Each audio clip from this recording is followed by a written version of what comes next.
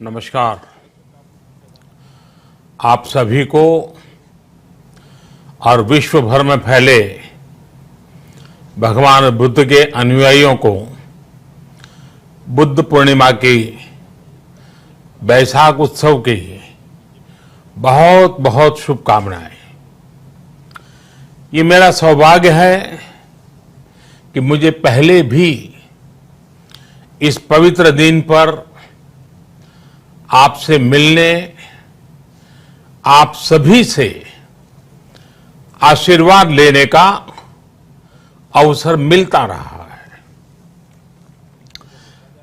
2015 और 2018 में दिल्ली में और साल 2017 में कोलंबो में मुझे इस कार्यक्रम से जुड़ने का, आपके बीच आने का मौका मिला था। हां, इस बार परिस्थितियां ही कुछ और हैं, इसलिए आमने सामने आकर के आपसे मुलाकात नहीं हो पा रही है। साथियों, भगवान बुद्ध का वचन है, मनो पुब्बम गमा धम्मा, मनोसेट्टा मनोमया, यानी धम्म मन से ही होता है, मन ही प्रधान है, सारी प्रवृत्तियों का अगुवा है।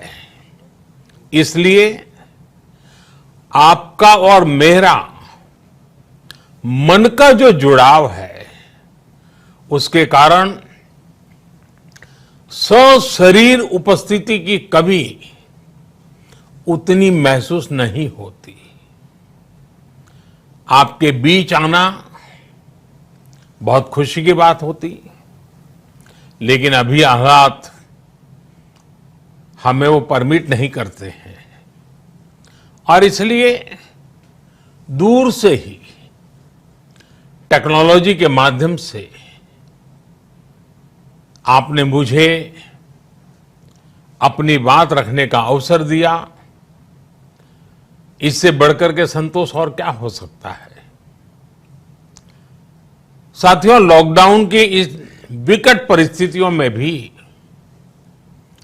वर्चुअल बैसाख बुद्ध पूर्णिमा दिवस समारोह, इसके इस आयोजन के लिए अंतर्राष्ट्रीय बौद्ध संघ प्रशंसा के पात्र है। आपके इस अभिनव प्रयास के कारण ही इस आयोजन में विश्व भर के लाखों अनुयायी एक दूसरे के साथ जुड़ रहे हैं। लुम्बिनी, बोधगया, सारनाथ और कुशीनगर के अलावा श्रीलंका के श्री अनुराधापुर स्तूप और वासुदेवा मंदिर में हो रहे समारोहों का इस तरह एकीकरण कितनी अद्भुत कल्पना है, कितना सुंदर दृश्य है। हर जगह हो रहे पूजा कार्यक्रमों का ऑनलाइन प्रसारण होना अपने आप में अद्भुत अनुभव है। आपने इस समारोह को कोरोना वैश्विक महामारी से मुकाबला कर रहे पूरी दुनिया के हेल्थ वर्कर्स और दूसरे सेवा कर्मियों के लिए प्रार्थना सप्ताह के रूप में मनाने का संकल्प लिया है। करुणा से भरी आपकी इस पहल के लिए मैं आपकी सराहना करता हूं। मुझे पूरा विश्वास है कि ऐसे ही संगठित प्रयासों से हम मानवता को इस मुश्किल चुनौती से बाहर निकाल पाएंगे, लोगों की परेशानियों को कम कर पाएंगे। साथियों, प्रत्येक जीवन की मुश्किल को दूर करने के संदेश और संकल्प ने भारत की सभ्यता को, संस्कृति को हमेशा दिशा दिखाई है। भगवान बुद्ध ने भारत की संस्कृति और इस महान परंपरा को बहुत समृद्ध किया है। वो अपना दीपक स्वयं बने और अपनी जीवन यात्रा में दूसरों के जीवन को भी प्रकाशित करते रहे। और इसलिए बुद्ध किसी एक परिस्थिति तक सीमित नहीं है, किसी एक प्रसंग तक सीमित नहीं है। सिद्धार्थ के जन्म, सिद्धार्थ के गौतम होने से पहले और उसके बाद इतनी शताब्दियों में समय का चक्र अनेक स्थितियों, परिस्थितियों को समेटते हुए निरंतर चल रहा है। समय बदला, स्थिति बदली, समाज की व्यवस्थाएं बदली, लेकिन भगवान बुद्ध का संदेश हमारे जीवन में निरंतर प्रवाहमान रहा है। ये सिर्फ इसलिए संभव हो पाया है क्योंकि बुद्ध सिर्फ एक नाम नहीं है, बल्कि एक पवित्र विचार भी है। एक ऐसा विचार जो प्रत्येक मानव के हृदय में धड़कता है, मानवता का मार्गदर्शन करता है। बुद्ध त्याग और तपस्या की सीमा है। बुद्ध सेवा और समर्पण का पर्याय है। बुद्ध मजबूत इच्छा शक्ति से सामाजिक परिवर्तन की पराकाष्ठा है। बुद्ध वो है जो स्वयं को तपाकर, स्वयं को खपाकर, खुद को न्योछावर करके पूरी दुनिया में आनंद फैलाने के लिए समर्पित है। और हम सभी का सौभाग्य देखिए, इस समय हम अपने आसपास ऐसे अनेकों लोगों को देख रहे हैं जो दूसरों की सेवा के लिए, किसी मरीज के इलाज के लिए, किसी गरीब को भोजन कराने के लिए, किसी अस्पताल में सफाई के लिए, किसी सड़क पर कानून व्यवस्था बनाए रखने के लिए चौबीसों घंटे काम कर रहे हैं। भारत में, भारत के बाहर ऐसा प्रत्येक व्यक्ति, विश्व के हर कोने में ऐसा प्रत्येक व्यक्ति अभिनंदन का पात्र है, नमन का पात्र है। साथियों, ऐसे समय में जब दुनिया में उथल पुथल है, कई बार दुख, निराशा, हताशा का भाव बहुत ज्यादा दिखता है, तब भगवान बुद्ध की सीख और भी प्रासंगिक हो जाती है। भगवान बुद्ध कहते थे कि मानव को निरंतर ये प्रयास करना चाहिए कि वो कठिन स्थितियों पर विजय प्राप्त करे, उनसे बाहर निकले।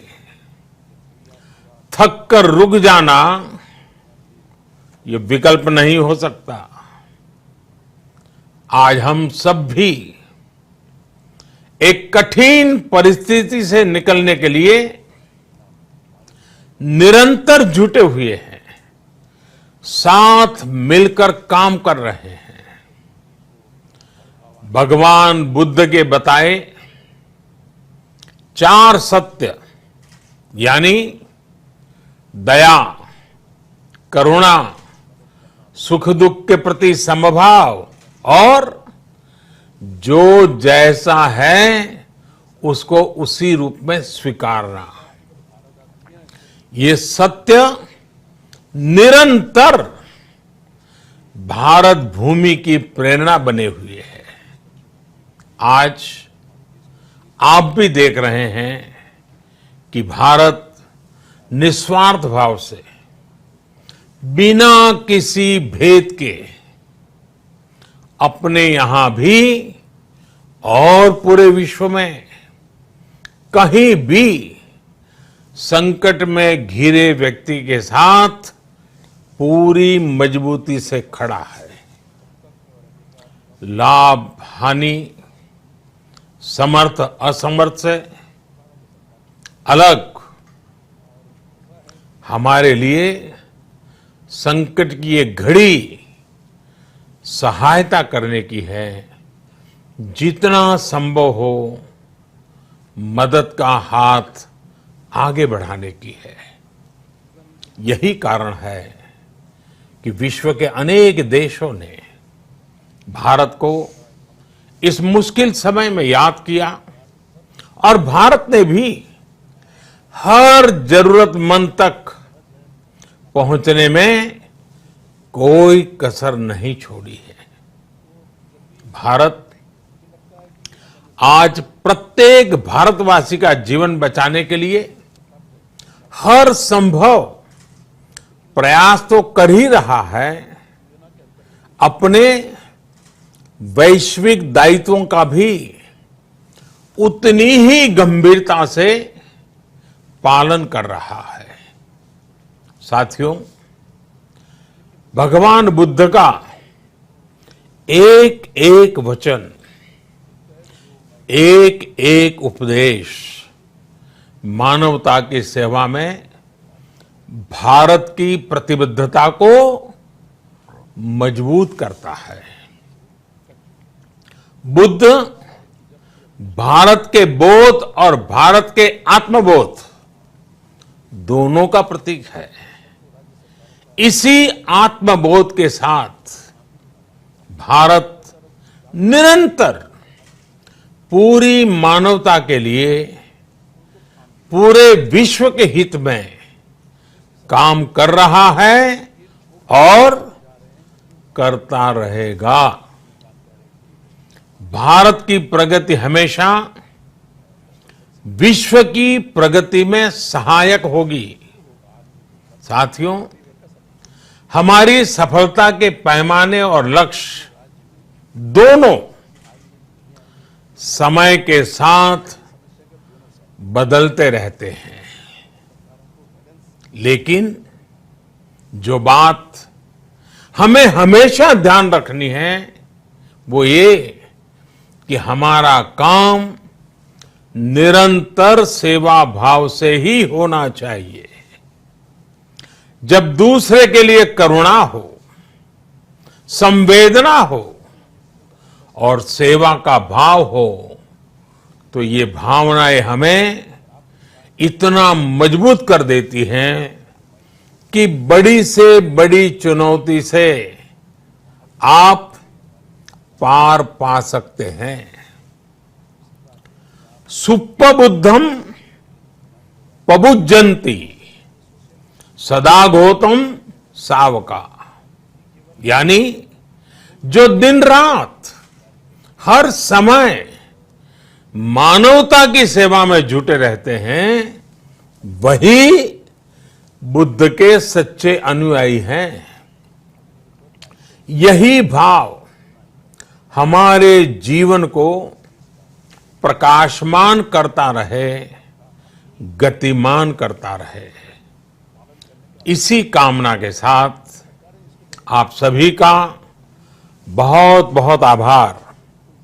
इस मुश्किल परिस्थिति में आप अपना, अपने परिवार का, जिस भी देश में आप हैं वहां का ध्यान रखें, अपनी रक्षा करें और यथासंभव दूसरों की भी मदद करें। सबका स्वास्थ्य उत्तम रहे, इसी मंगल कामना के साथ मैं मेरी वाणी को विराम देता हूं। धन्यवाद। सर्वमंगलम।